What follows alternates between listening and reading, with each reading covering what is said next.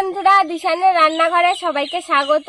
আশা করছি আপনারা সকলেই ভালো আছেন। আজকে আবার একটা রেসিপি নিয়ে চলে এসেছি। আজকে আমরা এই গোড়া লেবুর টক করব। এই যে দেখুন আমাদের এই গোড়া লেবু গাছ, এই লেবুর টক রান্না করব। এই লেবু তুলে নেব, এবার একটু বড় দেখে তুলবো। দেখি কোথায় বড় আছে, বড় দেখে নিলে একটু রস বেশি হবে।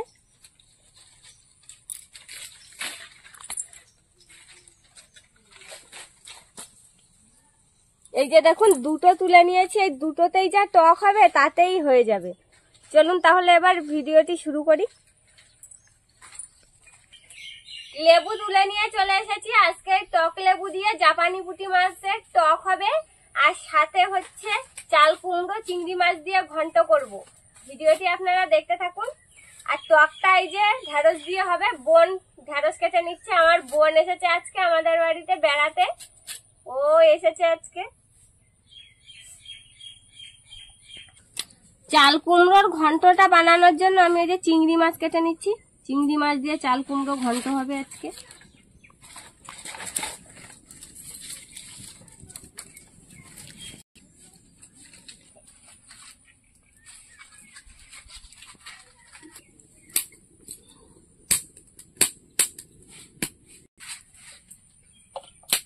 আমি মাছটায় লবণ হলুদ মাখিয়ে নেব। এটা জাপানি পুঁটি,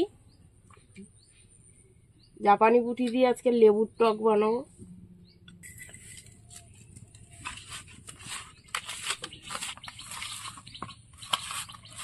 কড়া গরম হয়ে গেছে, মাছগুলো ভেজে নেব। তেল দিয়ে দিচ্ছি।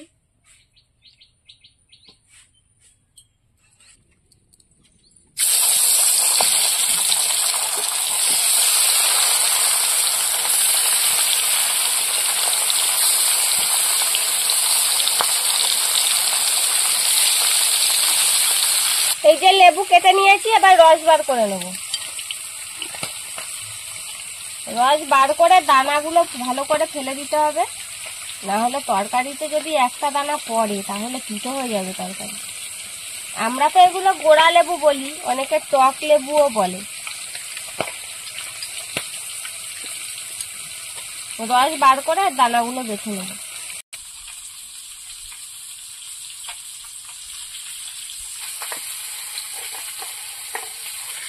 আমি চাল কুমড়ো কেটে নিচ্ছি। এবার দেখুন চাল কুমড়োটা কত সুন্দর কচি, পুরো একদম এরকম কচি চাল কুমড়ো খেতে হয়, ভালো লাগে খেতে।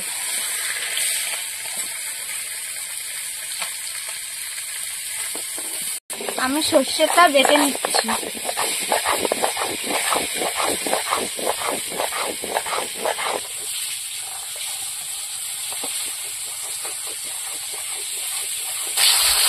মাছ ভাজা হয়ে গেছে, তুলে দেবো।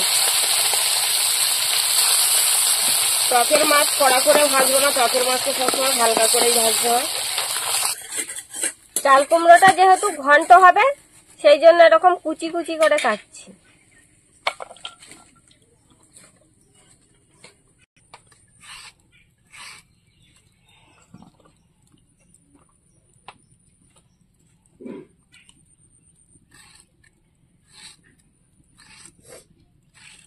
শুকনো লঙ্কা, 5 ফোড়ন,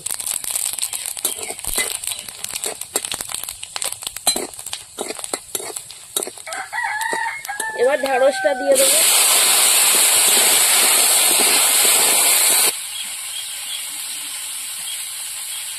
লবণ,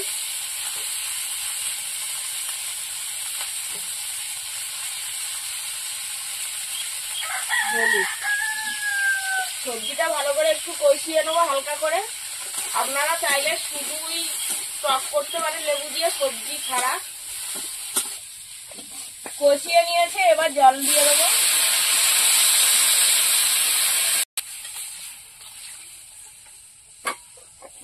এবার মাছগুলো দিয়ে দেবো।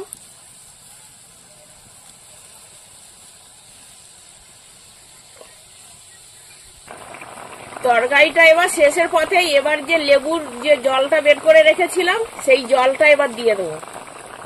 টক জলটা দিয়ে বেশি সময় ফোটানো যাবে না, বেশি ফোটালে টকটা তেতো লাগবে।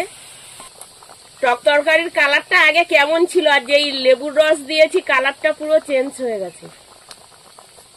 সর্ষে বাটাটা একটু জল দিয়ে একটু গুলে নেব, সর্ষের ঠিটোগুলো তলায় থেকে যাবে, আস্তে আস্তে জলটা ঢেলে দেবো আমি। এই লেবুর টকে সর্ষে বাটা দিলে খুব ভালো লাগে খেতে। সর্ষে বাটা দিয়েছি, এবার একটু ফুটিয়ে নেব। এবার স্বাদ মতন একটু টকে চিনি দিয়ে দেবো, দিলে খেতে ভালো লাগবে টকটা। আমি তো চাল কুমড়ো এখনো কাটিয়ে পারি না গো। তুমি তাড়াতাড়ি কাটো, আমার টক রান্না হয়েছে। পুরো তো হয়ে গেল। টক হয়েছে, তুমি তাড়াতাড়ি হাত চালাও। লেবুর টক রান্না হয়ে গেছে, এবার আমি নামিয়ে নেব।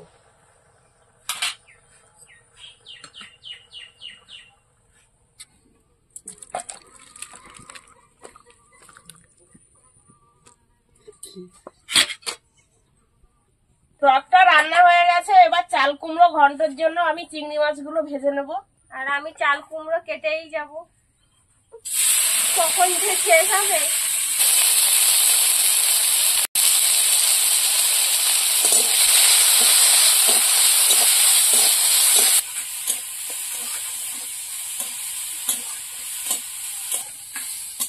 চিংড়ি মাছ ভাজা হয়ে গেছে, তুলে নেব। এবার চাল কুমড়ো ঘন্ট বসানোর জন্য তেল দিয়ে দেবো, শুকনো লঙ্কা,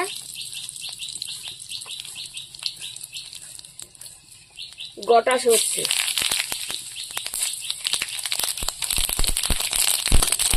পেঁয়াজ হয়ে গেছে। এবার চাল কুমড়োটা দিয়ে দেবো। এক কড়াই চাল কুমড়ো। এই চাল কুমড়োর নাম 3-4 রকমের রয়েছে। লোকে বলে জাত কুমড়ো, পানি কুমড়া। পানি কুমড়া এগুলো তো? হ্যাঁ পানি, পানি বলে কেন? এতে জল আছে বলে? হ্যাঁ, এটা ঢাকা দিলে পর জল হয়ে একদম কমে হ্যাঁ, এই চাল কুমড়া ঘন্টে জল দেওয়া লাগবে না, এর জলে রান্না হয়ে যাবে। ছাড়াও আমি পুরোটা দিয়ে দিই।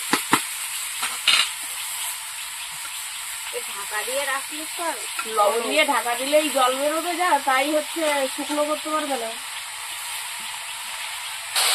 হলুদ, লবণ, ভেজে রাখা চিংড়ি মাছগুলো দিয়ে দেবো, দিয়ে এবার ঢাকা দিয়ে রাখবো। এইভাবে ঢেকে ঢেকে চাল কুমড়োটা রান্না করে নেবো। ঢাকা দিয়ে রাখলেই কমে একটুখানি হয়ে যাবে। এরকম আরো নতুন নতুন রেসিপি দেখতে আমাদের চ্যানেলটিকে সাবস্ক্রাইব করবেন, আর অবশ্যই পাশে থাকা বেল আইকনটি প্রেস করবেন, তাহলে আমরা নতুন কোনো ভিডিও আপলোড করলে নোটিফিকেশন আপনাদের কাছে পৌঁছে যাবে। এবার ঢাকাটা খুলে নেবো। জল বেরোইছে না? দিয়ে চাল কুমড়ো যা লাগে না খাতি।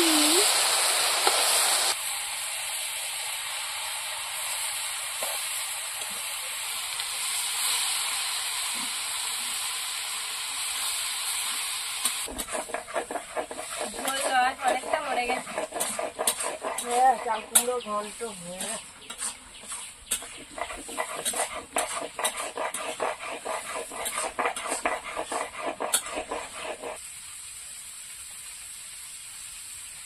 এবার জিরে বাটা দিয়ে দেবো,